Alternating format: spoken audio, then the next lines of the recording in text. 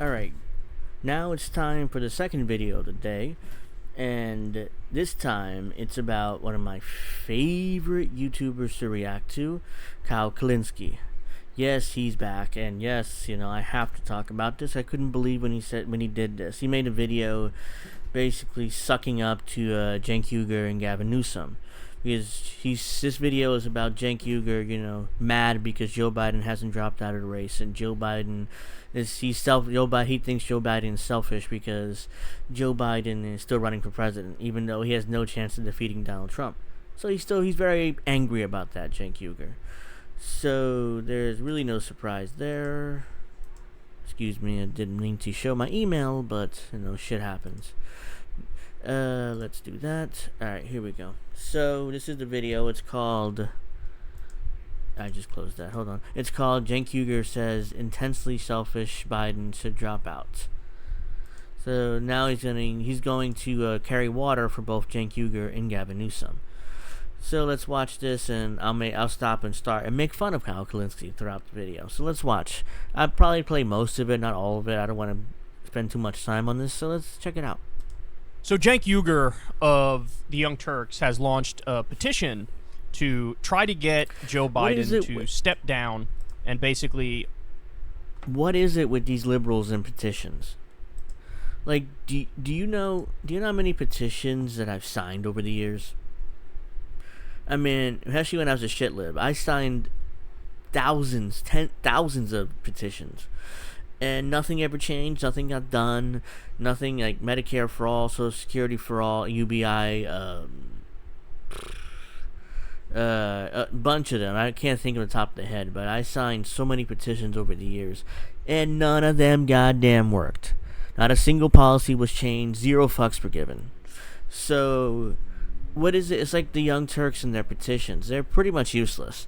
This is a way for Cenk Uygur to get your email address so you can sell you memberships and sell you t-shirts and shit. Don't sign these TYT petitions. Trust me, I made that mistake plenty of times. Let's keep going. Let's actually keep going now. Let's watch stepdad Ken Doll Kyle here. Open up the primary so that other Democrats can get involved. Here, this is in Mediaite. They say, Progressive Cenk Uygur says the thing no one else is willing to say, that's his words, by the way, on the left about, quote, intensely selfish Joe Biden. Here are his tweets on it. Joe Biden says he's running for president again. So what? Why does every Democrat listen to him? Why is it assumed by everyone in Washington that dissent isn't allowed against someone in power? What a weird assumption. I don't agree. 2/3 of Democratic voters don't agree. I'll say the thing that no one else is willing to say. Why does every Democrat have to listen to him? Well, as you can see, the voting population is not listening to him. Like regular Democrats, normie Democrats, average citizens are not listening to him. That's why 2/3 of them... by the way, let's see if I can finish this video before my laptop battery dies. Because it dies very quickly, and there's a lot of computing power being used here. So let's see if I finish. So let's keep going. Basically are like, all right, let's get somebody else in there. In terms of like the power players and the other politicians, Gavin Newsom just did an interview where he was like, oh, no, I'm definitely not going to run against Joe Biden. And I think he even went as far as to say he wouldn't run against Kamala Harris. And Cenk knows the reason why Newsom would say that and why people like Gretchen Whitmer would say that. It's because they are effectively party players. And so they feel like, hey, when the time is right, when it's my turn, if I run then, I'll basically get the institutional support of the DNC and the media, and it won't... Is it me, or is Kyle Kulinski boring as fuck now? I mean, he looks like an MSNBC host now, and I'm kind of completely, like, spacing out and stuff, because I'm ADD, so I space out very easily. So I'm going to skip ahead a little bit, because this is, like, really boring me, and I'm spacing out here. So let's move ahead.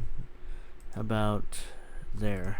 What's he going to say next? What's he going to do next? Is he going to randomly wander off stage? Is he going to tell a story from 1976 about Strom Thurmond and embarrass everybody? Is he going to call somebody the wrong name? Just from an optics perspective, yeah, I think that Cenk is right. But at the same time, Oh, Here's Kyle's carrying water for Cenk there. Oh, yeah, Cenk is definitely right, even though he makes his ass out of himself like usual. But Cenk is right, guys. Please, TYT, be my friends again. Pathetic. what I'm concerned about, too. If Joe Biden were to step aside, what do you think would happen next? I think the most likely scenario is Kamala would be like, okay, it's my turn. And then the media would sort of coalesce around Kamala and try to prop her up. And I got to be honest with you guys, even zombie Joe Biden, who doesn't know where he is, I think he's a better political candidate than Kamala Harris. And by the way, the numbers to this day still bear that out. That Joe Biden... I spaced out again. He's so boring. Doesn't know where he is. I think he's a better political candidate than Kamala Harris. And by the way, the numbers to this day still bear that. Joe Biden is the better candidate than Kamala Harris. He's not wrong there, to be fair. I mean, Kamala Harris is at what, 30%? That's 30%. Joe Biden's at 40. Joe Biden is at 40. Sorry, and doesn't mean Joe Biden should be the nominee, though. I mean, that Kyle's like, but yeah, I mean, Joe Biden's better, so shouldn't be the nominee, right, guys? Ridiculous. Let's keep going. That out. That Joe Biden, even though he doesn't know where he is polling higher than Kamala Harris is. So when you want to talk about like a deep and profound weakness, Kamala Harris embodies different weaknesses from Biden, but they're actually more severe. And I think that if it was Kamala versus basically any Republican I think Trump would have a better chance of beating Kamala than he does of beating Biden. I think any generic Republican, if it was somehow magically Nikki Haley or Tim Scott... I'm bored of this Ken doll. I mean, there's something important here to react to. Let's keep going. But there's also many scenarios that could come out of that that would be worse. Namely, I think the two that would scare me the most is I think Kamala Harris would definitely struggle to win a general election, and I think Pete Buttigieg would too. And I think those are two of the top names that come to mind where the media would try to put them over the edge and make them the next thing. But at the same time, and this is probably what Cenk is thinking, if Biden steps aside, well then, as of right now, all you have in the race is Marianne Williamson and RFK. I think RFK's days are numbered with over 10% in the polling because he's basically sucking up to the right wing all the time, going on conservative news and playing patty cakes with them, going on... obvious bitterness there from Kyle. I mean, come on. All he does, RFK Jr. does, is go on right-wing media, and he does this and he does that. And he has better poll numbers than Marianne, so now I'm really pissed off at him. Fuck him. Fuck RFK. I don't know why I use that voice for Kyle, but that's too manly for him. Let's keep going. Oh, actually, let me try doing this first, and then keep going. It's like I forget one step all the time. Conservative-leaning podcast and doing his anti-vax tap dance, which is not going to sell in a Democratic primary. In a Democratic primary, you have voters who revere Dr. Fauci. Now, I don't. But no, you don't. Except that you agreed with all his vaccine mandates, and you know what? I'm not even going to go into it because if I go into it, I'm going to get in trouble. Army Democrats do, and if you're trying to. I think that the establishment would strike back, and then you would have a whole bunch of other candidates jump in it. Obviously, I think Kamala would jump in it. Maybe Mayor Pete would jump in it. And then you have the question marks of is Gretchen Whitmer going to jump in it? Is Gavin Newsom going to jump in it? You have all these things. So there are scenarios where Biden steps aside, where it's like, oh my God, look at that. That's the spark that somebody like Marianne needed. And then she starts getting a lot of momentum because she's had a head start on a lot of other people who might jump in the race. And, she becomes the favorite. And it's like, oh my God, that's great. So if Biden steps aside and that happens, all systems go. That's wonderful. Honestly, even if Biden steps aside and it doesn't pan out for Marianne or RFK, but by the way, it won't pan out for Marianne because Marianne has no chance in hell of actually winning. But somebody who's less bad, like a J.B. Pritzker. I think J.B. Pritzker has better politics than Joe Biden. Yeah. If he were to J.B. Pritzker, I mean, he's an establishment Democrat. It's embarrassing, man. And he's carrying water for Pritzker too. I mean, he's carrying water for Gavin Newsom. He's carrying water for Cenk Uygur. He's carrying water for Pritzker. I mean, doesn't he get tired of carrying water for these politicians and for his former friend, who, by the way, still hates his guts? He desperately wants to be good with TYT again, obviously. Jump in and become the candidate. Okay, that's good. Or even Gavin Newsom, for all of his flaws, They did do sectoral Oh my bargaining. God! Here we go. This is the part I'm looking for. He carries water for Gavin Newsom, and some of the incrementalism that Gavin Newsom has done, and somehow this by definition makes him a better candidate than Joe Biden. Like, dude, I mean, aren't you a progressive? Aren't you a? I mean, Gavin Newsom is no progressive. Now, he's basically he's a slimy, shady politician. If you imagine a slimy, shady politician, who would he be? Gavin Newsom. He looks like a slimy politician.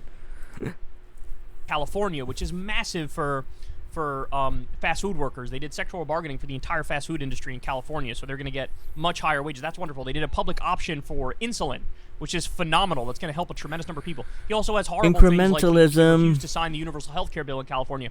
Yeah, that's terrible. Net, Gavin Newsom's politics versus Joe Biden's, it might be the case that Gavin Newsom is slightly further to the left than Joe Biden, and so if Biden steps aside, Newsom... Whoa. Gavin Newsom is slightly to the left than Joe Biden? No, neither of them are left. They're right-wing. They're establishment Democrats. They're corporate Democrats. I mean, why all of a sudden now Kyle's like, I mean, let me carry water for Gavin Newsom because I'm sure he has some sort of insight that Joe Biden's probably not going to be the nominee. So let me go and let me carry water for Gavin Newsom, who's probably going to be a nominee for the Democratic Party. That's what he's doing here, and it's beyond embarrassing. I mean, it's like, this is so embarrassing for this man. I mean, this man has no balls whatsoever. So, yeah, I'm going to leave you guys here. Kyle Kulinski, nothing but a hypocrite, and... he's a Democratic Party shill. He carries water for Cenk Uygur, Gavin Newsom, J.B. Pritzker, and every Democrat out there because by definition they're better than Republicans. And that's it. I hope his back is okay because he's been carrying water a lot lately for Democrats. And that's shameful. And he needs to go away. Well, that'll do it for this one. Hope you guys enjoyed this video. Make sure you like. Make sure you subscribe to the channel. Make sure you follow me on Twitter. Make sure all those links in the description box below. And I'll see you guys soon. Peace out.